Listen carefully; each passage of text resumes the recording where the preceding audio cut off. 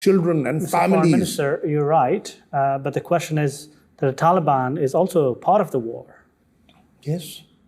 Are they showing any signs of peace and flexibility? What I'm saying is they also want peace. How do you know? Because in the interactions we've had. But actions demonstrate something else, no? Mr. Foreign Minister, Mr. Imran Khan said that the ISI trained the Taliban as well as Al-Qaeda. This was before he comes to office. You disagree? See, the international world and the international community, along with the United States, trained freedom fighters when they were fighting the Soviet Union. The Taliban did not exist. Listen, and when the Soviets left, the Americans pulled out without a comprehensive plan, and then different people did different things. You recognized the Taliban regime in the 90s as one of the 3 countries. Yes, we did. Was it the right move? Was it a good thing to do it? As I said, we have to work with anyone who is governing the country. The Taliban were shooting women in the stadium. They were banning television, and they were stopping girls from going to school. Well, we've never advocated that. I never will advocate that.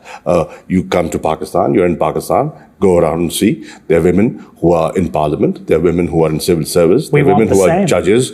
So we want you to have the same. We have no objection with that. It's for you to decide. What we are saying is, we're an Islamic country like you. Right. Right? We dress similarly. We more or less eat the same kind of cuisine. We speak the same language. The masala is a bit different. Yeah, perhaps. Yeah, it is a bit different. But we'll make it less spicy when you come, right? We'll make it less spicy according to your taste. But you see our life. You see our institutions functioning. You see girls going to school there. Right. Now, if we are doing it in our country, and the Taliban are not allowing listen. If we are doing it in our country, right? Would we be advocating something else over there? No. But the Taliban, that a lot of Afghans believe, as well as international community, that they have roots here, they have bases here, they have shuras here, are not allowing it. So my question is, where is Mullah Haibatullah? Do you know? Ask the in charge of NDS. Does he know? Perhaps. Ask him. They say he is in Pakistan. What we know is that there are people in Afghanistan who've been attacking my country. There are outside forces, who are using their presence in Afghanistan to undermine Pakistan. India. Well, who are undermining Pakistan, who are carrying out subversive activities in Balochistan. I'll come to that. That's important. Balochistan, and they are there, and they are funding, and they're training, and they're doing everything possible. But we are not allowing that to come between us. Despite all that, we want Afghanistan to be peaceful, stable, and prosperous. Haibatullah is not in Pakistan. Ask your government about that. Siraj Haqqani? Ask your government. Mullah Yaqub? Carry on. Keep naming them. Sheikh Hakim came here last month for consultations with their leaders to Pakistan.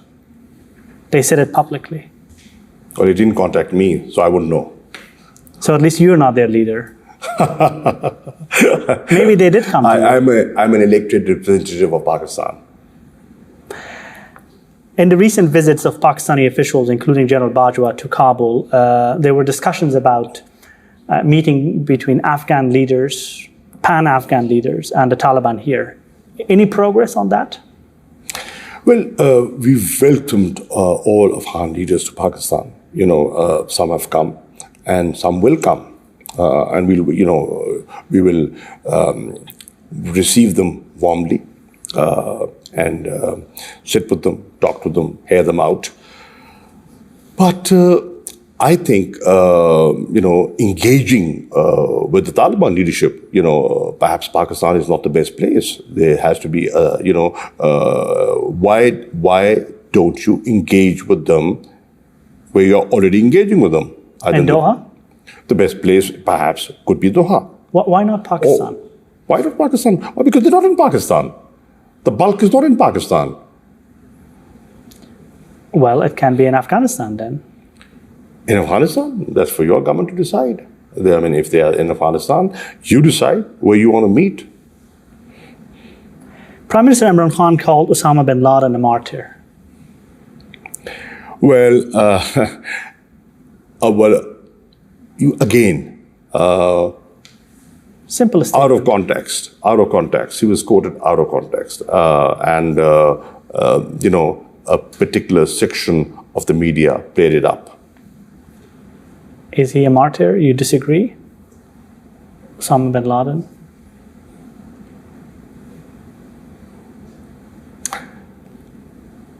I will let that pass.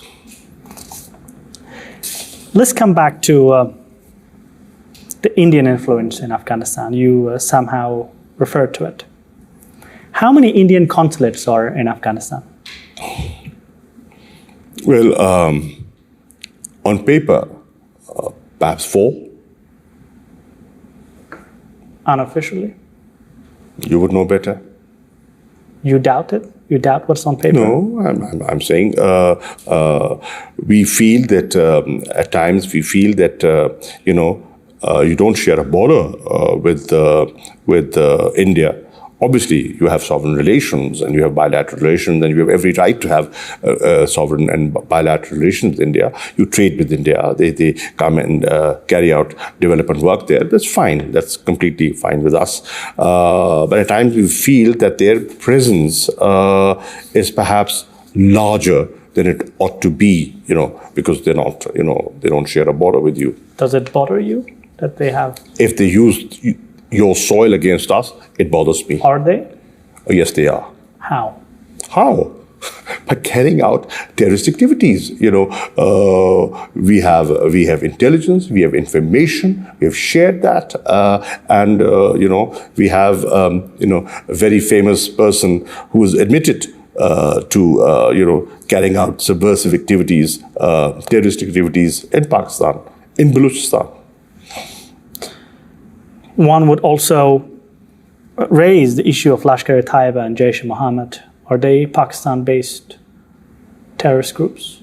Well, frankly, our government is very clear. We are supporting no terrorist group. We are supporting no terrorist group. Even with India, when Maybe you don't recognize them as terrorists. Well, don't put words into my mouth. I can speak for myself. But with India, we've wanted reconciliation. And the minute Prime Minister Imran Khan came into office, he said, you take one step towards peace, we will take 2. Unfortunately, they did not reciprocate. Unfortunately, they took steps and measures that vitiated the climate. Despite that, we think that the situation in occupied Jammu and Kashmir is a political situation. It is being mishandled. India today, with the measures of 5th of August 2019, has alienated the Kashmiris further. They have not helped themselves. And today, the situation over there is very delicate and simmering. Let's come back to our issues. Durand Line. Is that a recognized border? Well, I think if we want to move ahead and coexist as good neighbors that we desire, then I think let's accept the international border. Is that an issue that you've discussed it with the Afghan authorities?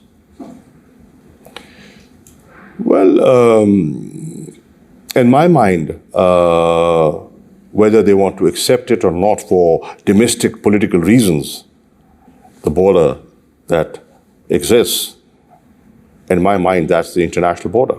Is that even a discussion between the governments of Pakistan and the government of Afghanistan? I think that I felt no need for that discussion because it is accepted and recognized as the international border. So you're not even interested in talking about it, right? I don't feel the need. Let's come back to some of the internal issues here. Is PTM, Pashtun Tahafuz movement, posing risk to Pakistan's stability? Well, they have presence in the National Assembly. They get arrested.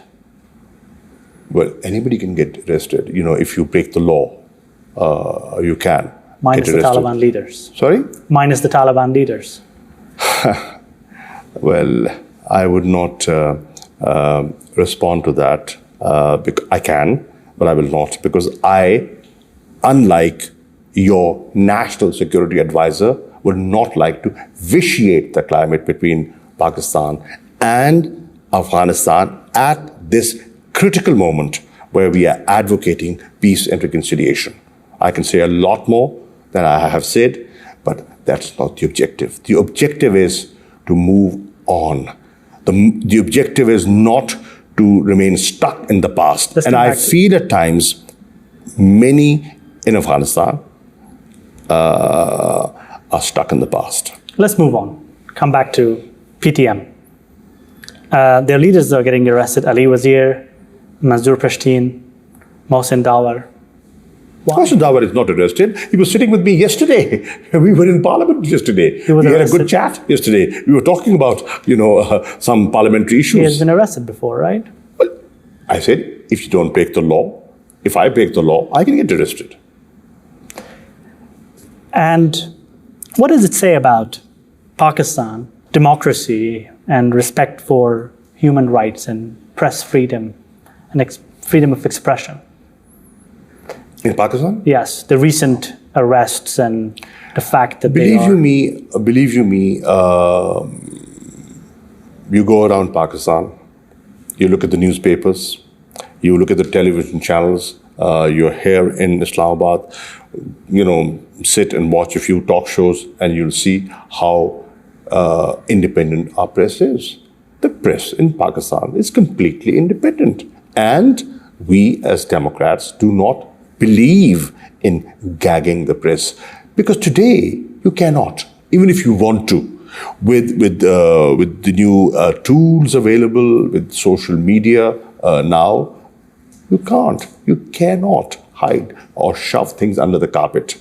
We recognize and accept that. So what laws? We would never gag the press. So what laws have the leaders of PTM breached? Well, if there is an attack on a post, then that's breach of some law. Is radicalism, Mr. Foreign Minister, a challenge to Pakistan? It's a challenge to the globe. Unfortunately, the level of tolerance all over has gone down. The level of intolerance has gone up.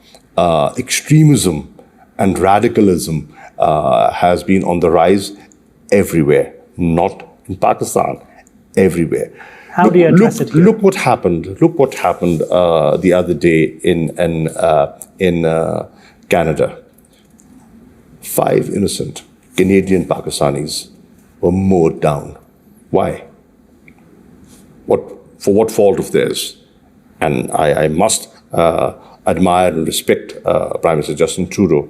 He recognized it. He recognized it as an Islamophobic attack and terrorism. How do you address radicalism here as a nation, as a country? Well, I personally feel that the overwhelming majority of people in Pakistan are moderates. They're not extremists. They're law-abiding. They want peace. They want, an improvement in their standard of living. They want to, support their families and go about normal life. And what's your vision for Pakistan's identity, the globalist stage? Well, the vision for Pakistan was set by our founder, Quaid-e-Azam Muhammad Ali Jinnah. The values that he advocated, my party, the party of Prime Minister Imran Khan, believes in his vision and his values. Which are a Islamic, democratic, welfare state. Let's talk about Islam and Muslims in particular. The Muslims in China, the oppressed ones. Can politics allow you to comment on that publicly? Well, do you have to comment on everything publicly? Do you have to? If you believe in values and... If you believe in values, you have a different relationship with different countries, and with friends, you adopt a different approach. China is a friend, and we recognize China as a friend, and China standing by Pakistan through thick and thin.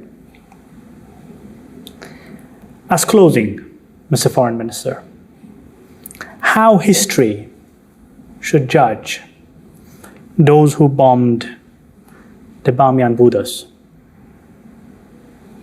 Well, I am someone who believes in interfaith harmony. In Islam, there's room for minorities, people who sort of think differently, practice a different religion. We should respect that. In Pakistan, you can see there are temples, there are gurdwaras, and there are churches, along with mosques, functioning. Minorities over here are going about their lives as ordinary Pakistanis. How history should judge those who bombed the Buddhas of Bamiyan?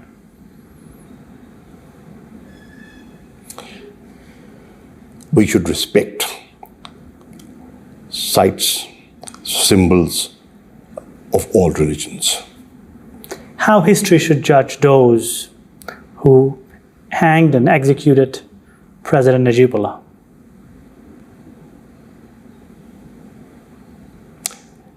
Anyone killing an innocent person cannot be justified. Human lives are important. Every human life is important.